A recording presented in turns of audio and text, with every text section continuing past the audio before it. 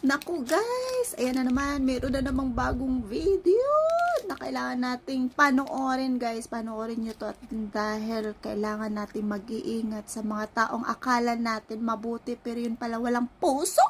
Tinag nyo ako dito, senior citizen na na-scam. Nagulat ako, ninong ko na pala yan. Eto beware ulit. Nood lang kayo ng mga ganito. Share nyo lang yung mga ganito para alam nyo yung mga naiisip na kalokohan ng mga scammer ngayon, ng mga budol-budol ngayon. So kumatok yung scammer sa bahay ng senior citizen. Nagpanggap na taga-barangay, naka-ID pa yan, kumpletos recados, para maniwala ka talaga.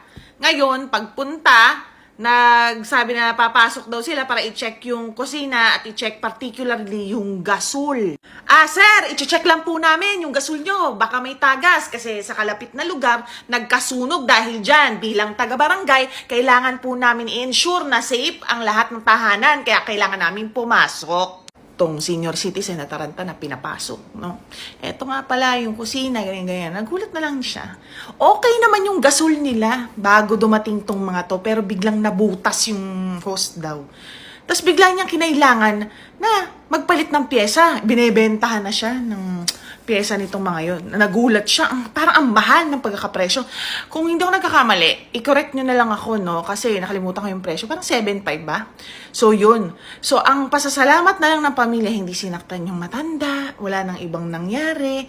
Pero 7.5 is still 7.5. Nagkaroon ng ganitong amount tong mga to na walang kahirap-hirap, pumasok lang sa bahay ng kung sino-sino. O anong gagawin? Pumunta na ngayon sa barangay, kunin ang kanilang contact number, mapa-landline o cellphone yan. In case na bisitahin kayo ng mga ganyan na nagpapanggap na taga-barangay sila, ma-confirm nyo muna through call kung talaga nagpadala sila ng mga ganyang klaseng tao.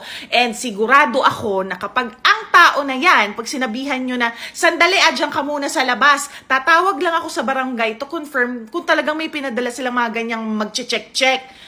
Kung hindi talaga taga-barangay yan, pagpasok mo ng loob ng bahay at hindi mo binuksan ang gate nyo at alam niyang tatawag ka ng barangay, aalis na yan agad bago ka pa bumalik dahil alam nilang mabubuking na sila. O, meron pa tayong isa. Tong dalawang to, nagpapanggap naman na taga-census daw.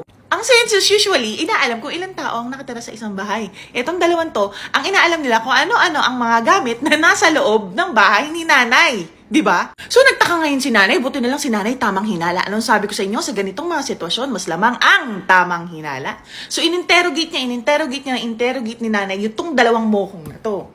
So, sabi ni nanay, bakit inaalam nyo yung mga gamit na matatagpuan sa bahay ko? Sabi nito naka-helmet na pula, yan daw kasi yung census nila. Kailan pa? Tapos ito, nagpipilit na papasok siya sa bahay, makikiihi ba yun? So, gusto niyang pumasok nung nararamdaman niya na negative tong maniwala sa census, paihi na lang para magbukas ng gate to si nanay, tapos pasukin na namin agad. Hininga ni nanay ng ID. Asan mga ID nyo? Kung totoong taga-census kayo. Ang alibay nitong dalawa, nakalimutan po namin sa sasakyan. Alam nyo yun? Meron ba yun? Papasok ka ng school, nakalimutan mo ID mo? Papasok ka ng work, wala kang ID o pagkakakilanlan na nire-represent mo talaga yung kumpanyang yun? Kung meron kayong kahit konting kutob sa isang tao, huwag nyong papapasukin sa mga bahay nyo. Share this video to your family and friends para updated sila sa mga modus nitong mga to. And tandaan nyo lagi sinasabi ni Ma'am Shi Odil, okay lang na tamang hinala. Kasi pag tamang hinala,